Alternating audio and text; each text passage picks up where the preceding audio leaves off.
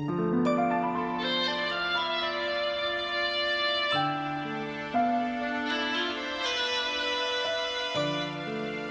again, we're back and we're raising questions. We have questions on these official cards, and these reflect questions that come from all over the viewing area, and that means it's pretty much global. Let's get right into it. What should we do about Syria? As you know, that's a lot in the news now, with news about gassing people and horrible things happening, and the question is, what should the United States do about it? And the only answer is, right at the moment at least, absolutely nothing.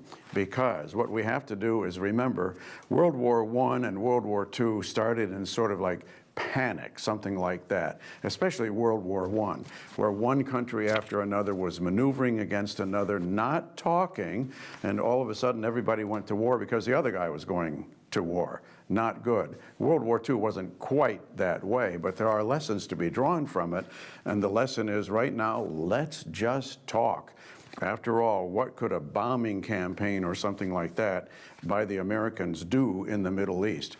I think the lesson we have to learn from the whole thing is, once you're involved in that area, you're going to be there forever, and that's not a great thing at all. We're going off a little bit away from the question about what to do now, but I think looking at history, it's really, really important. If you're going to be the future president, please listen to this. Don't do too much in the Middle East. After World War II, we had beaten Germany, and then we decided to occupy the place and make sure it didn't go back to war again, and we decided to stay a while to keep everything nice and stable. Well, we are still there. It's been about 70 years, 73 or so years, we're still in Germany. We're still in Europe with our troops, keeping everything nice and stable. Now, I'm not making fun of that, but that's what you get into when you beat somebody. Even if you beat somebody thoroughly, carpet bomb them to death, which is what happened to Germany, that doesn't solve all the problems that you want it to solve. It can solve a lot of problems, of course. It can beat your enemy, but boy, are you in it for the long haul. We've been in Germany that long, and guess how long we're going to be in the Middle East? Well, it's incalculable. So right now, let's just cool it and talk. All right, the next question. Will we have Mr. Trump again? Will we have Mr. Trump again? That's a great question, and the answer is, doesn't look as though the Democrats have really caught on yet on how to beat him, on how to get rid of him, on how to impeach him, how to fire him, how to arrest him. They still haven't caught on. Trump and the Republicans still have a lot of the, sorry to say this, Trump cards in their hand, and it looks as though they're using them, and quite skillfully, as a matter of fact. For instance, again, as another viewer has written in, what about immigration? Is that still something that's going to help Mr. Trump? Absolutely. We just found out, for instance, my staff just found out that 70%, according to the Department of Labor, 70% of American farm workers are Mexican. Now, what does this do? What is the effect of this? And we know also that many, many hundreds of thousands of people are here illegally and working in those fields, and legally, and they are in other areas of life working. Are they depressing wages for born Americans and other kinds of Americans? Or what else are they doing to actually help Mr. Trump?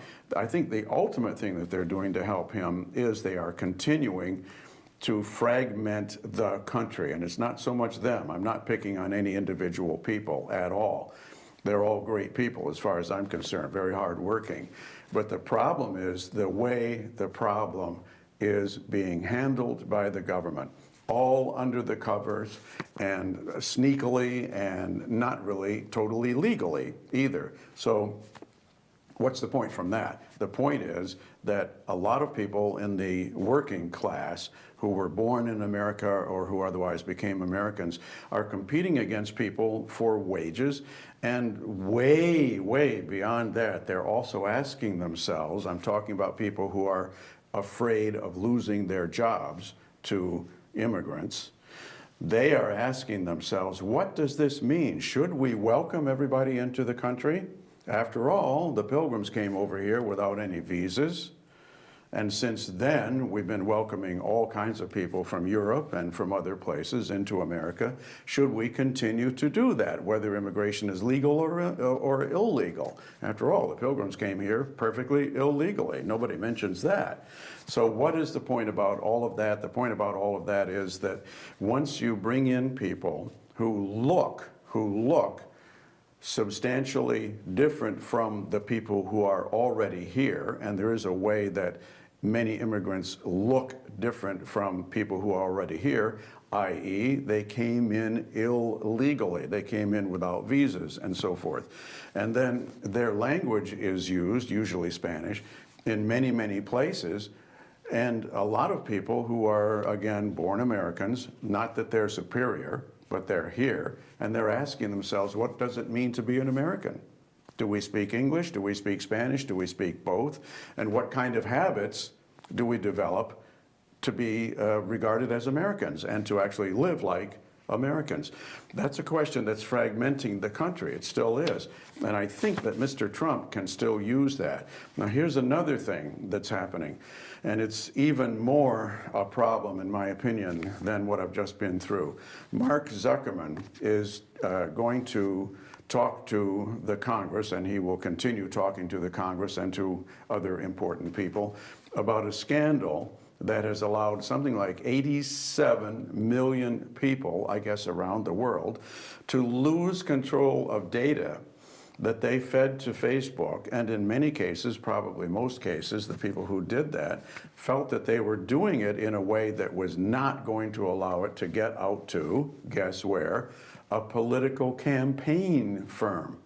Mark Zuckerberg allowed 87 million people to lose their vital data, at least vital to them, and probably in many cases really, truly vital data, and it was shipped off to a campaign firm that is rumored, at least rumored, to have helped Mr. Trump. And so what? Who cares?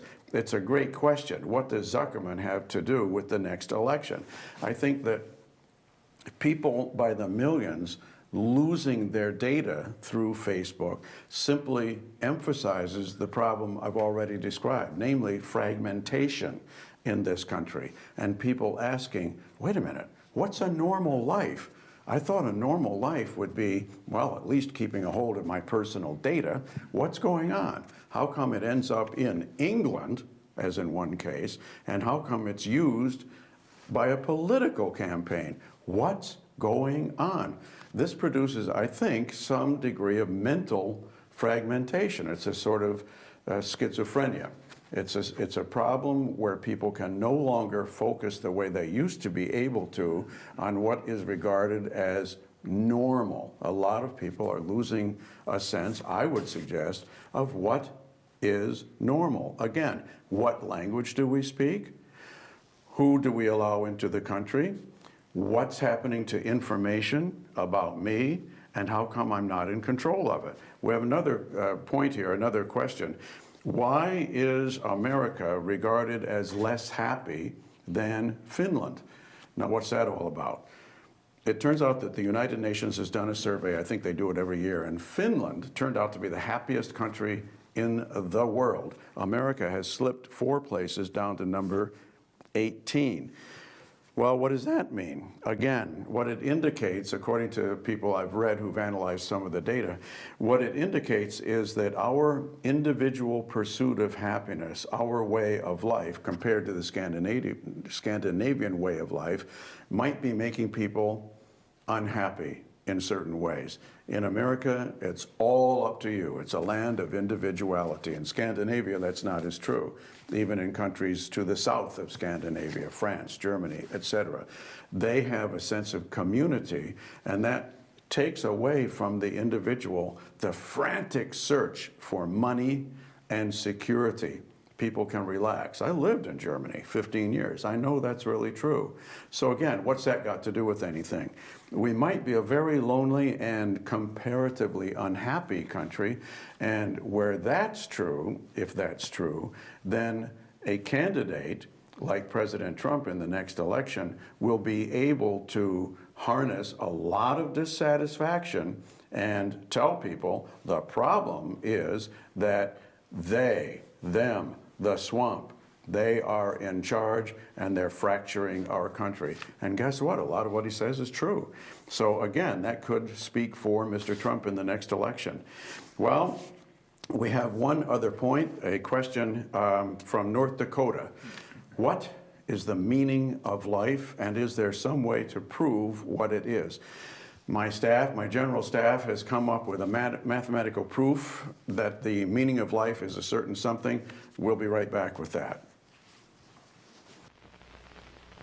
What's the best way to reduce? Eat what you want or starve yourself? Starve yourself? Wrong. A half-empty stomach causes hunger tantrums. Now you can avoid hunger tantrums, lose weight naturally and fast. With the RDX full stomach reducing plan, you fill your stomach, yet fat just seems to melt away. And safe, pleasant-tasting RDX tablets contain no dangerous drugs, no hormones. So if you want to eat and lose fat, get RDX at your drugstore today. Well, here we are answering that question from the viewer in North Dakota. What is the meaning of life, and can we put it down, the meaning of life, in some sort of formula? And indeed we can. All we have to do is do this.